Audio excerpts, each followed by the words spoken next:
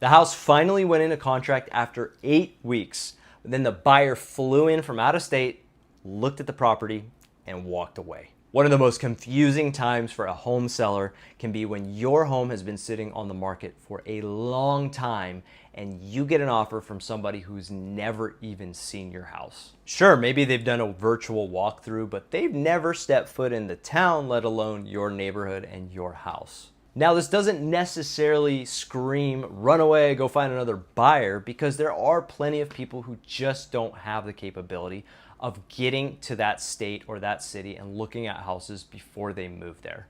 And me personally, I've worked with people who have been like that and actually bought these houses sight unseen. They're generally people who care less about the house and more about the location and just making sure that they have a place to live for the next few years and accrue equity while they continue to further themselves in their career and their family lives. But that doesn't always mean that they're necessarily going to go through with it quickly, smoothly, and easily either. So here's a tip I have for you if you're considering an offer that's coming from somebody who's never even seen the house. It's very important to learn about this buyer and their motivations. In most transactions, it's not a huge deal. You have buyers walking through, and as long as they like the neighborhood and the property, who cares what their motivation is?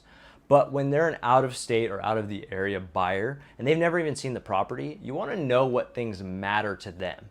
Being able to talk to them and listen to what they are looking for, listen to the things that are important to them, can help you pinpoint if this is actually going to be a good choice. Because they might say something that's important to them that they can't see virtually, or they can't see through a video walkthrough that you might know already to be true. And that's going to save both of you a lot of heartache.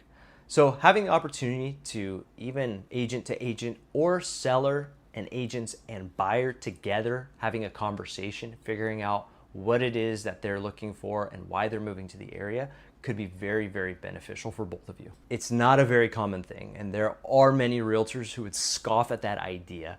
But if it prevents you from a headache and a heartache like this, then it's worth your time looking into.